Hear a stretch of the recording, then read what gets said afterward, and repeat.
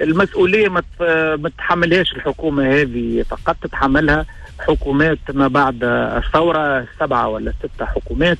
والله ما عنديش انا العدد حاضر كثروا في مخي، هما تبارك الله معناها كثروا. دونك كلهم تقريبا انتهجوا نفس السياسه اللي كما انا ذكرت اليوم، انهم تقليم اظافر كل ما عنده علاقه بمكافحه الفساد، وعلى راسها بطبيعه الحال السلطه القضائيه. اما عميد تعرف تفضل.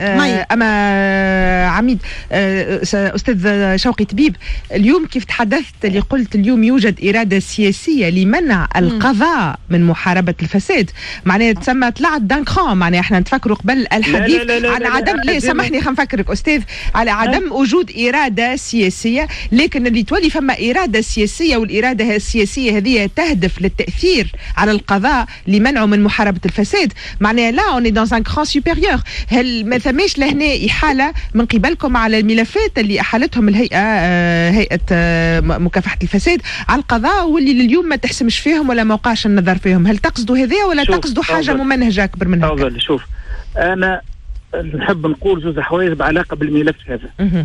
أولا أنت كما تعرف ثم عنا قضاء عدلي وقضاء إداري وقضاء مدني، وثلاثة أنواع ضمن تاع القضاء مكلفين أنتروتر بمكافحة الفساد، كل واحد في إطار دوره. هل ترى اللي أنت من باب الصدفة اللي القضاء العدلي والقضاء الإداري والقضاء المالي كلهم يفتقدوا إلى الحد الأدنى من الإمكانيات، خاصة بعلاقة بمكافحة الفساد؟ هل ترى اللي أنت من الصدفة أني نضيفوا لهم هيئات الرقابة اللي هي هيئات على الرغم ما عندها الاستقلالية الكافية للعمل واللي هي تابعة للسلطة التنفيذية، زاد نفس الشيء تفتقد الى الحد الادنى من الامكانيات البديه. استاذ شوقي طبيب، بربي دقيقه باش معناها باش تبدو الامور واضحه. وبطبيعه الحال نحن كهيئه نفس الشيء. لكن في نفس الوقت الشيخ كل واحد معناها ياخذ حقه. احنا قلنا زاد كذلك اللي القضاء في تونس لحد الان مازال النسق نتاع تعامله وتعاطيه مع ملفات الفساد بطيء جدا. لكن لو سامحني استاذ، خاطر استاذ القضاة اللي نحن طالبين منهم، وهذا نقولها ونختم، طالبين منهم انهم يواصلوا فيما يتعلق بالمطالبه بالامكانيات الماديه والبشريه واللوجستيه، ولكن في نفس الوقت يتحملوا مسؤولياتهم التاريخيه والمعنويه تجاه هذا الوطن.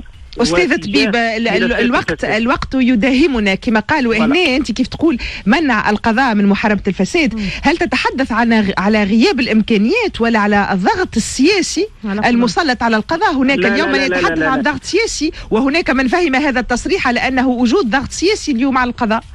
لا أنا ما نقصدش الضغط السياسي. الضغط السياسي هذاك موجود على الناس الكل وفي حدود معناها معينة. اي واحد ينجم يقول انا علي ضغط سياسي، ولكن لازم كل واحد يتحمل مسؤوليته. شبينا نحن كهيئه في بعض الاحيان ما نتعرضوش للضغط السياسي، انتم كاعلام ما تتعرضوش للضغط السياسي.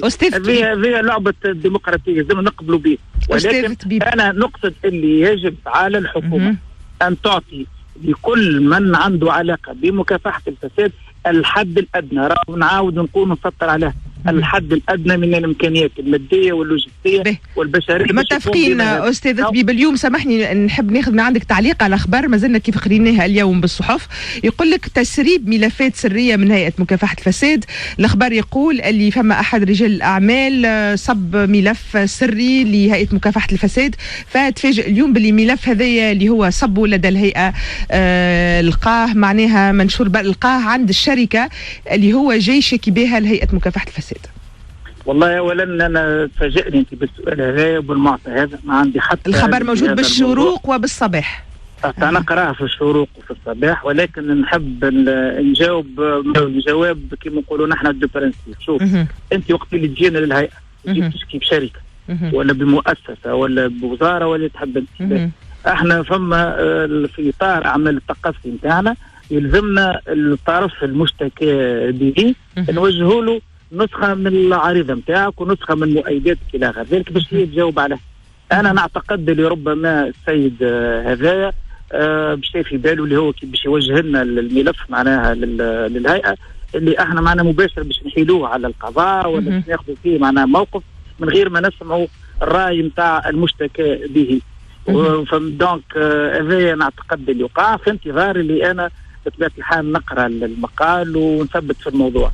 لكن نحن مبدئيا اللي يطلب باش يقع الحفاظ على هويته نحن نحافظوا على هويته، واللي يطلب باش معناه يقع التحقيق بدون عرض مؤيدات ولا حاجه على الخصم هذا نحن سي نو دابريسي لوبورتونيتي نتاع الشيء معناه هذا.